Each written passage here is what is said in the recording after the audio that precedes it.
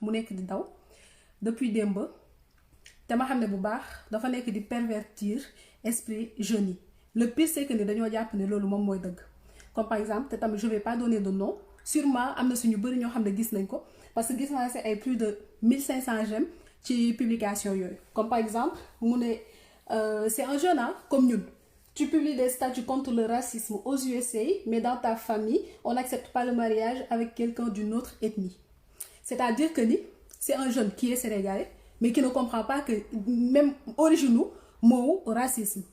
léegi lu mu bëgg a expliquer foofu noonu di jaxase entre ethnocentrisme wala boog ethnophobie ak racisme xam nga des fois nii la ñuy def di publier ay affaires yoo xam ne dafay nekk di ñu gën a rey parce que lan ñi lay suivre dañuy jàpp ne li ngay wax dëgg la fekk na yow li ngay wax yow sa jëm bopp sax maîtriser woo ko ana fan ngay jëlee racisme di ko jaawaatle koo xam ne dañ koy rey parce que couleur de peau dañ ko rey parce qu'il était noir dañ ko rey parce que ay maam dañ ko yàgg def ay esclaves mu am ay yeneen nit yoo xam ne dañoo jàpp ne ñoom ñooy mat yow nga jël di ko jaawale ak ay problème de caste bi nga xam ne moom moo nekk Sénégal ce qui est pire moom mooy ni jeunes yi nga xam ne c'est entre 15 20 25 ans ñoom ñoo la nekk de le suivre au moins amal sérieux bu tool ni di nga xool say information nan nga koy def parce que munoo jël di wax waxu racisme après nga jël di wax ay waxu caste yi nga xam ne moom moo am Sénégal problème caste yi demal nga xool fan mooy originaire am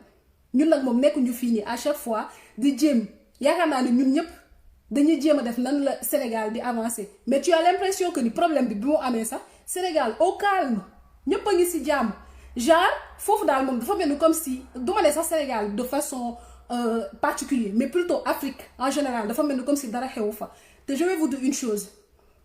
mu nekk afro-américain ou pas c'est un frère la yu ñu war a def suñu bopp bi moom mooy soo gisee noir jàppal ni c'est ton frère xam nga la moo tax parce que colonisation extérieure moom moo leen séparé mais si sa dëkk la ñu jugee la racine c'est l'Afrique képp ki nga xam ne dafa noir foofu la jugee dëgg la de suñu biir communauté am nañ ay problèmes yu bari suñu biir communauté divisé nañu suñu biir communauté on n'est pas unis on n'est pas du tout solidaire te loolu moom moo tax suñu problème yu bari di ko am su fekkee nag y a des jeunes yor seen post Instagram parce que ci biir Instagram wala boog Facebook la plupart du temps jeunes yi ñu ñuy suivre moom mooy ñi nga xam ne ay comédie kese la ñuy wane bañu ma de mën na nekk mais su fekkee ne am na leen loo xam ne maîtriser woo ko bu ci wax je pense que c'est mieux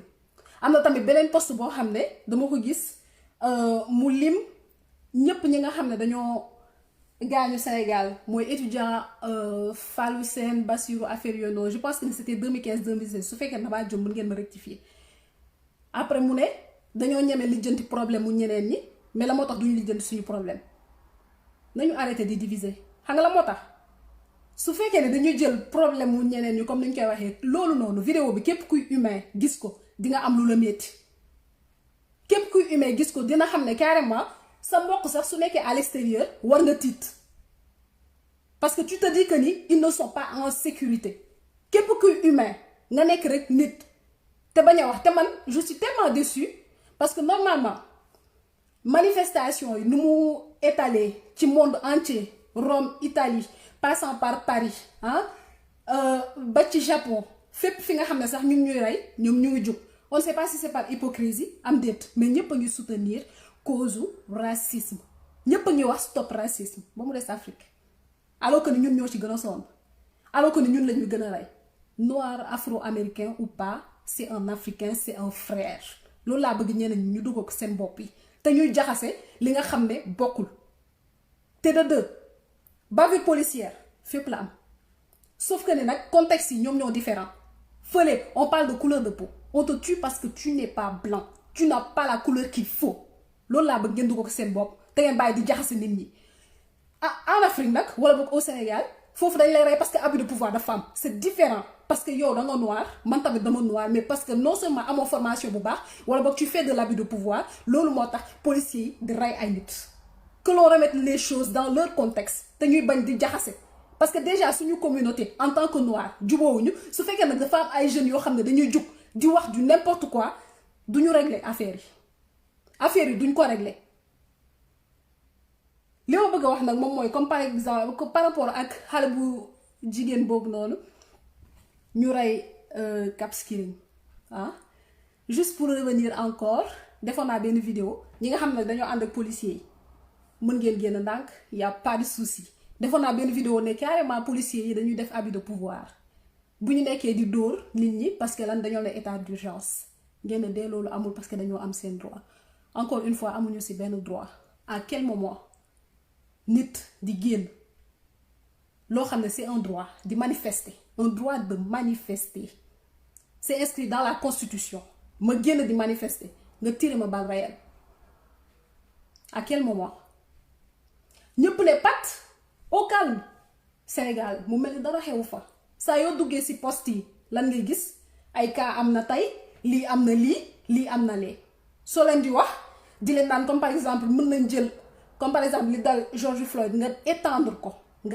ko qu'on remette bien les choses dans leur contexte parce qu'il faut les waxu racisme fii tam bavure policière mais dans tous les deux cas c'est des bavures policières nga étendre ko par rapport ak ñi nga xam ne monde entier ñu ngi demander stop à la violence policière pourquoi pas les Sénégalais xam nga lan lañ lay tontu non Sénégal am na yeneen préoccupation ok yeneen préoccupation su fekkee da ngeen nekk ni ci jàmm da ngeen jàpp ne yeneen ci jàmm comme nu ñu leen koy gëmloo waaw Sénégal dëkk jàmm la kenn bañu sauf que ni on n'est pas dans la paix je suis vraiment désolée dëkk boo xam ne sañoo wax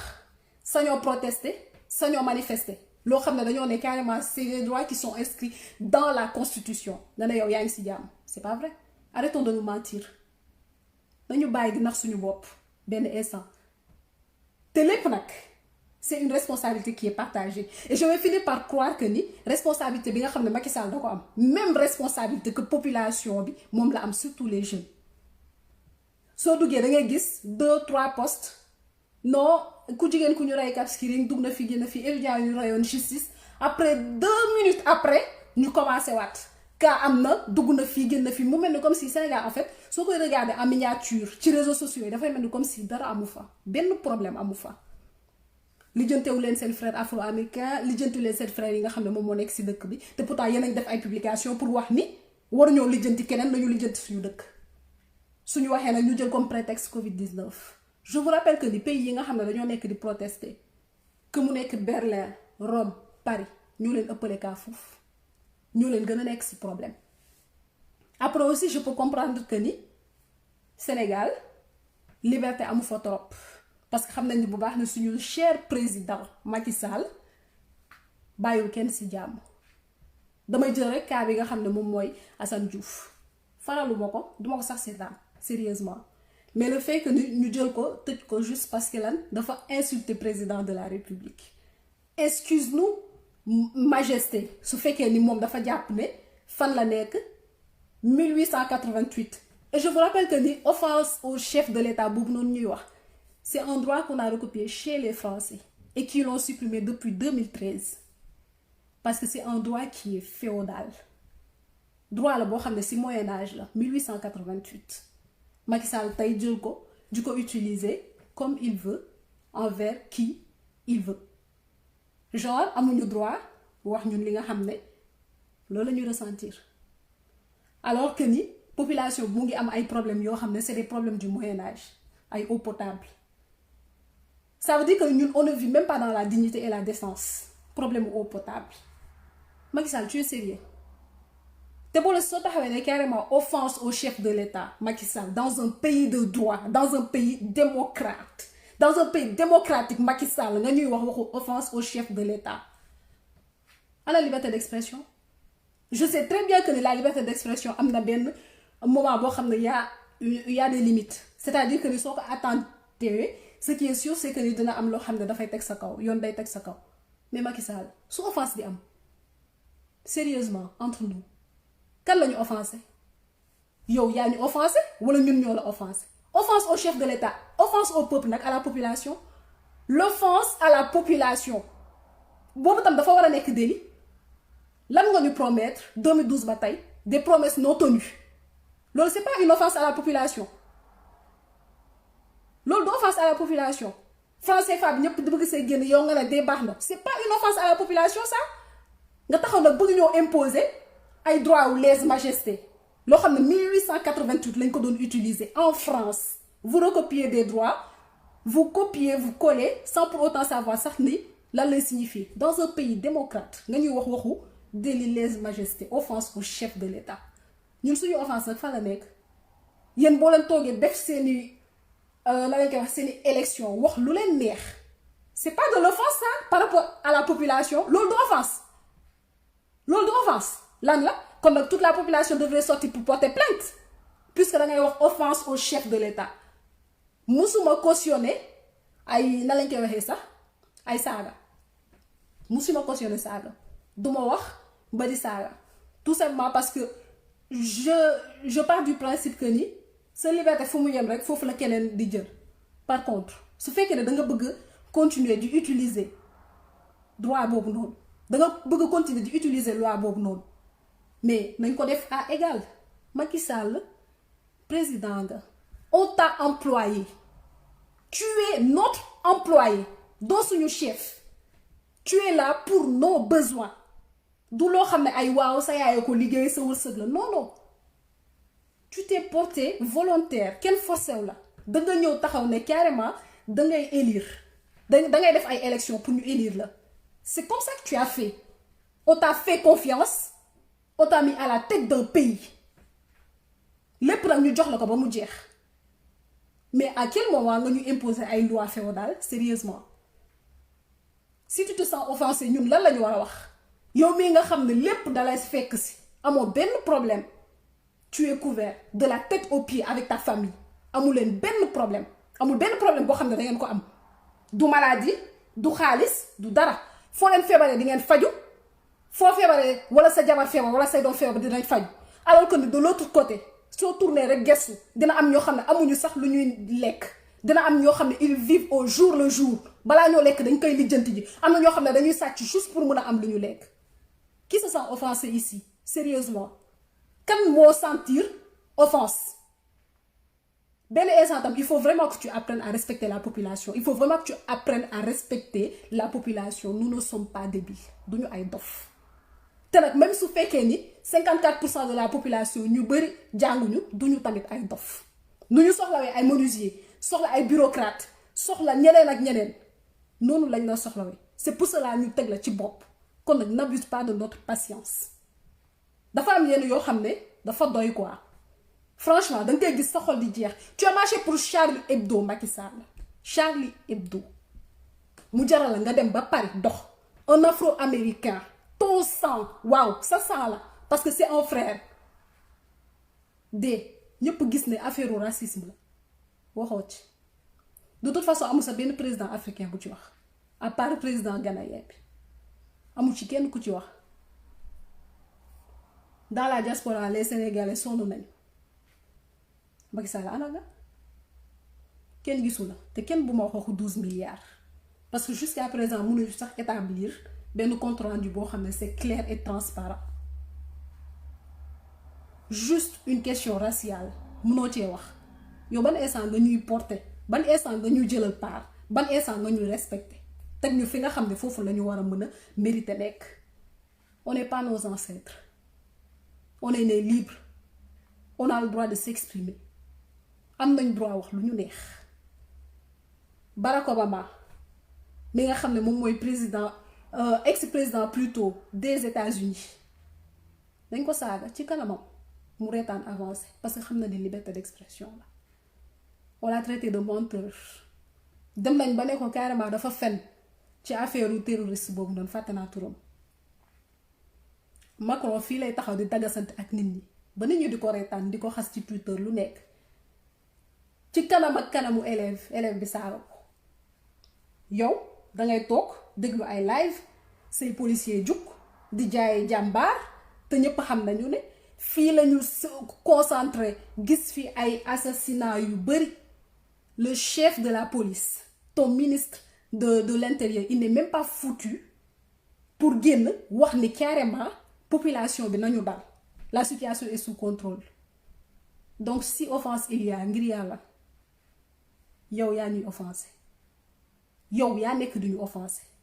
soit nag tu prends tes responsabilités te xam ne bu baax de les Sénégalais ne sont pas débiles ndax duñu ay dof soit tu démissionnes c'est aussi simple que ça loolu sax ci ngóora la bokk parce que boo demee ba xam ne carrément say compétences nekkatu fi da ngay démissionner nga may ki nga xam ne il est patriote il veut quelque chose pour la population mu avancer c'est aussi simple que ça loolu laa amul li may wax maa ngi tëj et dernière affaire bu ma bëgg a wax moom mooy restons unis suñu communauté dafa yàgg sonn ñu nekk Afrique ñu nekk feneen en Afrique nag on est toujours les derniers à chaque fois dañuy bàyyi ñeneen ñi di décider suñu place te pourtant on est les premiers à dire que ni personne ne nous respecte ñun ñoo njëkkut a respecter suñu bopp. Je l'ai jamais nag voulu l'admettre musuma ko bëgg admettre mais par rapport ak situation bi nu mu demee le monde nu mu nekk di def en fait tu as l'impression que ni le monde vibre ñëpp a ngi wax ci violence policière mais en Afrique non tout va bien au calme. Policiers yi ils ont rien à se reprocher, la population non plus alors que ni problème bi fa la gën a bëri même si du question racisme mais abus de pouvoir ñëpp gis nañ ko ci police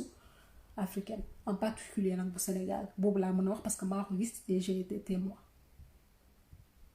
léegi nag ñi nga xam ne dañuy def pour diviser di naan ay nañu lijjanti lii bañ a lijjanti lee si vous avez rien à dire si vous avez pas compris su fekkee ne xamu leen fond du problème bi s'il vous plaît bu leen ci wax c'est beaucoup plus simple que ni di diviser wala boog am na ñenn ñoo xam ne dañ leen di topp te lépp li ngeen di wax rek dañ koy jàppee comme genre on peut dire que c'est comme une Bible ou bien le Coran en fait comme des livres saints loo leen di wax rek dañuy jàpp ne loolu moom mooy dëgg fekk na yow vous êtes encore pire parce que da ngeen nekk di pervertir l'esprit de la jeunesse. On a besoin d'une jeunesse qui est consciente et conséquente. Vous n'êtes pas capable de le faire, continuez sur vos comédies. Bàyyi leen ñi nga xam ne ñoom dañuy essayer di def ñu def tant que affaire leeru la bu ci publier rien à voir le racisme n'a rien à voir avec l'ethnocentrisme wala boog suñu problème mu parce que nga xam ne moom la ñuy am. En Afrique y a pas de racisme blanc yi bu ñu génnee fii naan ay racisme anti-blanc ils savent très bien que ni l'oppresseur ne peut pas être opprimé le racisme anti-blanc n'existe pas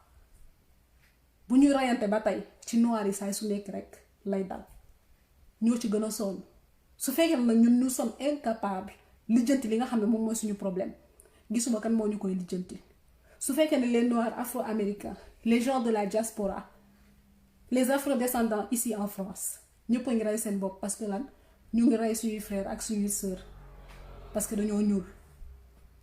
su fekkee ne amuñu lu ñu wax nañu noppi je pense que ni c'est mieux comme que ñun nag mënuñu lijjanti suñuy violence policière ba kenn di rey nit comme ça impunément kenn du génn parce que lan soo waxee mu ne Covid non dañoo xiif dañoo lii raison de plus dañoo xiifagul rek suñu xiifoon dinañ génn dinañ wax suñu bëggee dee dinañ wax bés bu ñu sonnee dinañu fipp j'espère juste que ne ce sera pas trop tard maa ngi jaajëfal ñëpp.